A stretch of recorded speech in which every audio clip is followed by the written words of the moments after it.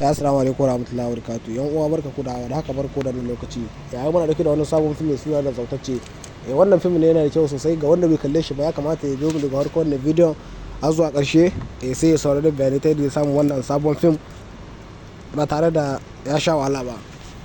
Idan wani farko zo ka wannan shafin namu ka daure ka mana subscribing da alamar ƙararrawa da zarar mun ɗora shirye-shiryen mu za ku same su akai insha Allah.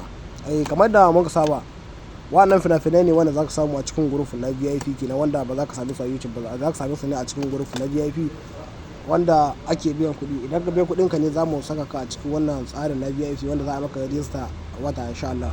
Idan ka biya kuɗin ka ne za mu saka ka a ciki a duk ƙasar da kake. Idan ka ɗauki lambar mu ta WhatsApp kenan kai mana magana a WhatsApp ko kuma akwai link da muke sakawa na group mu na Telegram da na WhatsApp wanda za ka shiga kai masa adimin magana. Idan ka biya kuɗin ka za mu ɗauka lambar ka mu saka a cikin wanda za ka samu duk wani sabon fim da ya fito a ranar da fim ya fito a ranar za ka same shi.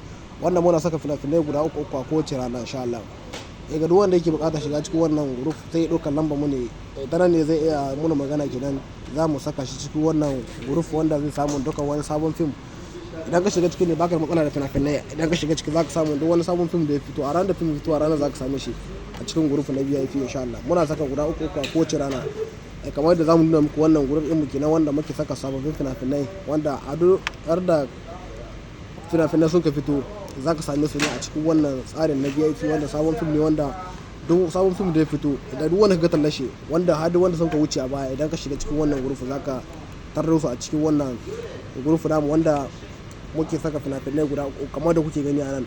Wannan shine group ɗin mu kenan wanda a duk rana muna saka fina-finai guda uku. Idan kana buƙatar shiga cikin wannan tsarin na VIP za ka iya biyan kuɗin ka ne za mu saka ka ciki wanda za ka iske jama'a wanda muke sakawa a cikin wanda ake ma register duk wata. Idan ka biya kuɗin ka ne za mu saka ka a cikin wannan tsarin na VIP insha Allah.